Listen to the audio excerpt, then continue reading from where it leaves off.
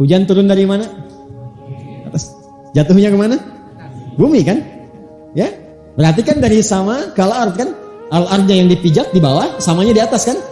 Ya kan? Ini ada ilmu yang sangat mahal di sini. Pertama, sebelum saya masuk ke sini, sebelum kita bahas tentang hujan, saya ingin jelaskan satu hal yang sangat penting yang jarang sekali disinggung. Apa itu? Semua ciptaan Allah, selain ada faedahnya, yang kedua saling memiliki keterkaitan satu dengan yang lainnya. Gak ada yang berdiri sendiri. Ini semua saling keterkaitan. Kalau kita kumpulkan semua yang ada di langit dan di bumi ini, semuanya itu perannya saling melengkapi semua. Coba saya tanya kepada Anda, apakah rumput ketika diciptakan berdiri sendiri? Tidak kan? Tapi ternyata jadi makanan untuk kebutuhan hewan ternak. Sapi makanannya apa? Kambing makan apa? Jadi semua itu saling melengkapi.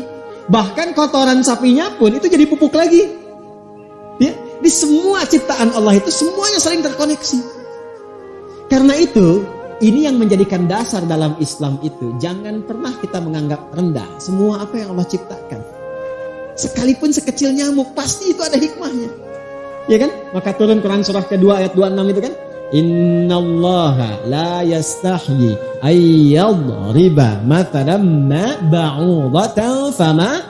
Oh, paham. Satu. Yang kedua, kalau sudah paham ini, maka kesan yang dibangun oleh Quran, setiap ciptaan Allah selain saling terkoneksi sebagai manfaat berkehidupan, itu semua punya hikmah. Disinilah muncul ayat-ayat tentang riset. Jadi orang Islam itu harus tergerak pengetahuannya. Jadi muslim itu harus gemar meriset apa saja di bidangnya. Karena semua yang tercipta itu terkoneksi dengan kehidupan kita. Makanya ayat-ayat Quran itu mendorong kita untuk meriset, cek apa hubungan dengan kita, apakah hikmahnya, ataukah langsung, apakah untuk konsumtif, apakah untuk jasa, untuk apa? Gali. Nanti maslahatnya apa? Ada yang masuk ke bidang bisnis, muncul fikih niaga. Ada yang masuk di bidang diplomasi, birokrasi, macam-macam dan sebagainya. Anda main ke kebun binatang aja lihat unta, orang beriman dengan belum beriman beda. Ya, kalau belum beriman ngelihatnya gimana? Unta, masya Allah, foto. Semua unta kok pengen dipoto. Ya kan? Saya bingung sekarang ada yang pengen foto sama monyet, gitu. Wanita sekarang masya Allah foto sama badak gitu kan. Ya, sebenarnya nggak apa-apa sih gitu, nggak apa-apa. Cuman kadang saya suka senyum aja nih orang foto sama monyet, foto sama badak gitu kan. Ya nggak apa-apa, nggak ada yang salah kok, nggak ada yang salah. Terus dibikin status kan gitu, nggak ada yang salah. Kadang-kadang kan ingin dokumentasi kan nggak apa-apa gitu. Cuman orang beriman tuh begini, ketika dia lihat unta, afala yanzuruna ilal ibili kaifa. Itu orang beriman tuh begitu. Kok dibaca tiap subuh ayatnya tapi nggak dipraktekin di kebun binatang Ragunan, kan? Di Taman Safari gitu. Lihat apa engkau nggak riset? Yang zuruna itu kan nazara itu meriset. Bahasa kerennya tuh meriset, mengamati dengan seksama. Terus kenapa ibil? Kalau untanya Nabi Soleh apa namanya? Jenisnya naqah. Nah, di surat Asy-Syams, surat yang sama, surat 91. Naqatallahi wasuq, ya, fakadzabuhu fa'aqaru, fadamdama 'alaihim rabbuhum, dan seterusnya ayat. Kenapa disebut naqah? Ya. Kenapa sikap orang yang ingkar dengan Allah ketika kembali itu seperti enggak mungkin nih kalau sudah kufur pengen dapat ampunan setelah wafat, susah. Seperti memasukkan unta ke lubang jarum, hatta yalijal jamalu fi sammil khiyat. Kenapa jamal di situ? Kenapa Nabi mengilustrasikan dalam hadis yang sangat viral di Sunan Abu Daud, nomor hadis 838. Ketika ingat kan waktu mau sujud itu jangan sujud seperti duduknya unta kan? Ya kan? Kenapa yang pertama menggunakan ibil, yang kedua menggunakan ba'ir? Ketika Nabi menyampaikan dan dikutip penyampaian itu oleh sahabat Wa'il bin Hujur radhiyallahu taala anhu, itu kalimatnya, jangan sujud seperti duduknya unta. Dahulukan lututmu sebelum kedua telapak tanganmu. La tasjud kama yabrukul ibil. Ya, faliyadha rukbatahi qabla yadayhi. Letakkan kedua lututnya sebelum telapak tangannya. Tapi ketika Nabi menyampaikan sabdanya dan didengar oleh Abu Hurairah setelah masuk Islam, kalimatnya itu tidak sama menggunakan kata ba'ir. Ya, idza sajadta au bima ma'na kama qala Rasulullah sallallahu alaihi wasallam, idza sajadta fala tasjud kama yabrukul ba'ir, falyaba' yadaika qabla rukbataik. Dahulukan telapak tanganmu sebelum lututmu.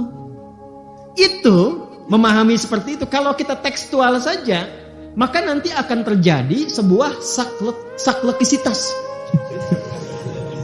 Gejala saklekisitas. Jadi saklek begitu aja. Ya, kita nggak ngeriset lagi. Padahal dua-duanya kalau diterjemahkan unta kan? Jangan sujud seperti duduknya unta. Hadis pertama, letakkan lututmu. Hadis kedua, letakkan telapak tanganmu. Yang lebih kejam lagi, nanti pertanyaannya begini, kok Nabi nggak konsisten? Tuh, yang salah orang yang nggak paham, yang disalahkan Rasulullah kan? Itu kan jadi masalah tuh. Ya kan? Maka cara ngajinya kalau begitu nanti, yang satu akan pegang dengan lutut, yang satu akan pegang dengan telapak tangan. Dan itu nggak ada masalah, benar. Tapi yang jadi problem itu ketika diperselisihkan. Yang benar ini pakai telapak tangan, hadisnya begini. Ini yang paling sahih. Tidak pakai lutut ini juga sahih. Yang paling aneh kan dua-duanya di kitab yang sama. Iya kan? Iya enggak? Iya, pernah lihat enggak? Di kitab yang sama di Sunan Abu Daud, yang satu tuh yang pakai lutut nomor hadis 838 dari Wa'il bin Hujur, yang pakai telapak tangan dari sahabat Abu Hurairah nomor hadis 840 sampai 841. Cuman yang harus kita gali adalah kenapa yang ketika bilang ke Wa'il pakai ibil, ketika bilang ke Abu Hurairah pakai ba'ir. Ya, ibil itu unta umum.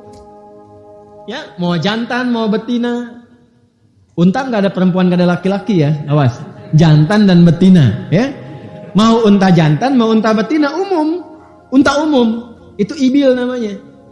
Dan dia punya karakteristik yang sama semua unta. Kalau sudah pakai nama ibil, sama semua unta. Misal, saya waktu di Timur Tengah, tepatnya lebih tepat di Tripoli itu, punya satu kajian tafsir, ya.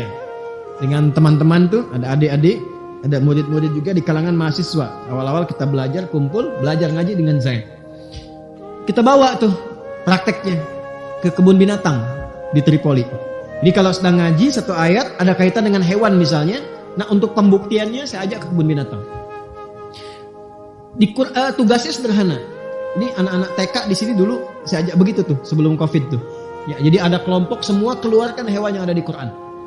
Jadi ada kelompok unta, kelompok monyet, kemudian ada lagi gajah. Alfil kan gajah kan? Ya, lalu dibuat kelompok unta datang, tuh kan, monyet kelompok monyet kan datang gitu, gajah gitu. Riset, coba riset semua karakteristik kebiasaan hewan ini. Kalau nggak paham tanyakan pawang nih. Nanti mengerti kenapa Yahudi dikutuk menjadi kera dulu misalnya kan, yang Al-Baqarah di ayat ke-65 itu. Walaqad alimtumul ladzina atadaw minkum fis sabti faqulna lahum kunu qiradatan. Kenapa nggak dikutuk jadi tikus aja misalnya? Kenapa harus monyet? Nah, jadi jangan sampai berhenti di situ, cek dulu. Gimana ini? Apa alasannya? Unta, kenapa di sini ibil? Kenapa di sana nakah? Kenapa di sini jamal? Datanglah ke pawang unta, indah sekali. Ketika tanya apa keistimewaan unta? Satu, unta dia punya selaput di matanya. Jadi dengan selaput ini dia bisa tahan tuh. Ya kalau ada badai pasir, dia nggak usah ditutup mata begini. Ya, maka akan keluar selaputnya menyaring itu pasir, dia tetap bisa jalan. Makanya orang Arab menyebutnya safinatus sakhra, kendaraan padang pasir yang masih bisa lewat. Itu hikmahnya. Anda mau pakai mobil apapun yang mewah, tetap akan berhenti. Unta jalan. Jadi liatin. Kedua, dia punya tempat menyimpan air tuh. Dia olah dalam dirinya itu. Sebulan dia bisa nggak minum. Sebulan loh. Jadi kalau ada orang nggak minum dalam sebulan, ya sama dengan ya, punya kemampuan seperti unta, kan? Punya kemampuan seperti unta. Jangan terlalu cepat ya kalimatnya. Punya kemampuan. Nanti dimantik itu dikaji lagi. Ya. Apalagi unta hewan yang sangat berkasih sayang kepada anaknya. Ibu mesti belajar, Bu, kasih sayang. Itu unta betina tuh luar biasa. Jadi kalau dia musim panas, sekarang ada panas-panas dia, kan untanya pasti merasa panas tuh, ketubuh kan terserat ya. Itu kalau ingin memberikan minum untuk anaknya, ya menyusui anaknya itu, maka induknya akan mengeram dulu di air ya yang sifatnya dingin supaya menghangatkan badannya dulu supaya tidak terasa panas air susu yang masuk ke anaknya. Unta. 4, unta itu hewan yang sangat sensitif dan memberikan respon sesuai perlakuan orang-orang kepadanya. Jadi kalau lembut dia akan lembut, kalau sayang dia akan sayang, kalau jahat dia aakan berbahaya. Di Tripoli itu ada yang pernah memperlakukan unta dengan, ini kisah nyata, guru saya yang cerita, dengan sangat tidak berperi kehewanan dia. Jadi selalu memaksa kerja, ngasih makan terbatas, bahkan gak dikasih, kadang dipukul apa. Itu teringat di memori untanya. Satu malam dia pelajari kebiasaan tuannya. Itu malam-malam dia keluar dari tempatnya, ya, dari kandangnya itu dia injak-injak tuannya sampai meninggal. Unta. Ya, makanya unta itu sangat menarik. Karena itu kan kenapa Nabi, saya tanya, Nabi waktu beliau hijrah dari Mekah ke Yathrib, Al-Madinah, Al-Munawwarah, beliau menentukan tempatnya itu meminta apa yang jalan? Unta kan? Ya, dan berhenti di rumahnya Abu Ayyub Al-Ansari itu kan? Itu ada hikmahnya. Nah, unta yang diminta itu untuk berjalan seperti itu ibil, naqah, jamal atau ba'ir. Harus sampai ke situ. Itu diriset tuh, riset dan sebagainya. Maka ditemukan kalau ibil itu umum sifatnya tapi punya keunggulan. Makanya kalau diriset dari situ dibawa. Bisa nggak bikin kacamata dengan model begini, model begini. Nanti banyak hadis yang lain yang bisa diriset. Nanti ada kelasnya kita insya Allah. Ya. Nah, kalau ba'ir itu unta tunggangan. Unta tunggangan itu sudah ada beban. Ya, dan yang paling menarik yang kelima yang belum selesai itu. Kebanyakan orang kalau melihat unta dia akan mengatakan unta kakinya 4. Ya kan? Kakinya berapa? Kebanyakan demikian. Tapi ketika ditanya pawang di sana dia jawab. Kata pawangnya itu kakinya 2, tangannya 2. Okay. Dia punya 2 kaki, 2 tangan, bagian belakang kakinya, depan tangannya. Gitu. Dan unta umum ketika dia akan duduk tuh bahasa Arabnya untuk unta itu baraka ya beruku. Baraka ya beruku. Kalau dia sudah duduk namanya mabruk. Mabruk itu artinya unta duduk. Ya. Awas tuh, mabruk artinya apa? Unta duduk. Ya. Kalau mengucapkan selamat namanya mubarak. Mubarak ya, Anda sudah dapat promosi jabatan mubarak. Kalau mabruk unta duduk. Ya. Dikiaskan ke tentara yang sedang latihan. Kalau latihan sambil merangkak begitu mabruk namanya, baraka ya beruku. Ya, kalau menyelamati namanya mubarak gitu ya. Oh, selamat ya, Masya Allah, berkah, dapat jenang, mubarak ya, misalnya kan. Nah itu mubarak namanya, dapat promosi jabatan, mubarak. Ya, tapi kalau unta duduk apa namanya? Mabruk. Makanya barakal ibilu. Ya, ibil unta duduk. Itu kalau dia yang umum, dia akan mendahulukan apanya? Tangannya dulu. Ya, tangannya dulu. Makanya yang depannya dulu yang begini. Baru turun, baru kakinya belakangnya. Jadi depannya nekuk dulu, baru kaki belakangnya turun. Nah kata Nabi, Anda kalau mau sujud, jangan seperti unta duduk. Disebutkannya ibil, dahulukan lututmu dulu. Karena unta tangannya. Jelas ya? Tapi ketika menyebutkan yang kedua, ba'ir itu unta tunggangan. Unta tunggangan itu ada beban. Karena ada beban, kalau depannya digini duluan, patah. Makanya dia turun dulu belakangnya, baru dia tekuk depannya. Halo? Halo? Ya? Makanya kalau main-main naik unta tuh coba Anda praktekkan begitu. Itu ba'ir namanya. Nah, Nabi ingin menyampaikan majas, kiasan. Maksudnya apa? Kalau Anda punya beban, terbebani bagian tubuh kita karena faktor usia kah? Karena faktor ada interaksi, cedera kah dan sebagainya, ada peluang lutut itu terkena. Itu yang menjadikan Nabi kenapa bicara ditangkap sahabat Abu Hurairah. Abu Hurairah itu masuk Islamnya di tahun ke-7, 3 tahun sebelum Nabi meninggal. Nabi kan meninggal di tahun 10 Hijrah, ya kan? Beliau masuk Islam di tahun ke-7 Hijrah. Nah, Nabi itu sebelum meninggal, 3 tahun sebelum meninggal, usianya berarti 60 tahun kan? Iya kan?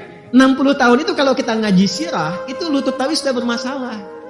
Karena itu nanti ada hadis-hadis yang Nabi sholatnya pakai tongkat yang bersandar dan seterusnya. Itu lututnya sedang ada masalah. Nabi ingin menyampaikan kalau lututnya kena masalah, jangan jadi alasan. Kalau masih sempat bisa sujud pakai telapak tangan. Jelas? Nah kalau lutut kamu nggak ada masalah, silahkan gunakan lutut duluan, nggak ada masalah. Tapi kalau hadisnya kita satukan, di ilmu hadis dikenal namanya al-jam'u wat taufik. Gabungkan semua hadisnya, cari petunjuknya. Maka petunjuknya mengatakan bahwa untuk sujud itu ada 2 yang bisa digunakan. Silahkan pilih dengan nyaman. Mau pakai telapak tangan atau pakai lutut. Begitu cara memahaminya. Jelas? Jadi kalau kita paham demikian gak ada persoalan. Yang nyaman pakai lutut, pakai telapak tangan, pakai telapak tangan. Jadi cara menyimpulkannya nanti tidak akan berbeda. Begitu ada orang sujud pakai telapak tangan duluan, tua nih. Kayaknya cedera gitu. Tidak, bukan begitu maksudnya. Ya, jadi mungkin dia nyaman dengan telapak tangan. Kalau nyaman pakai lutut, gunakan pakai lutut. Yang salah pakai kepala. Gitu.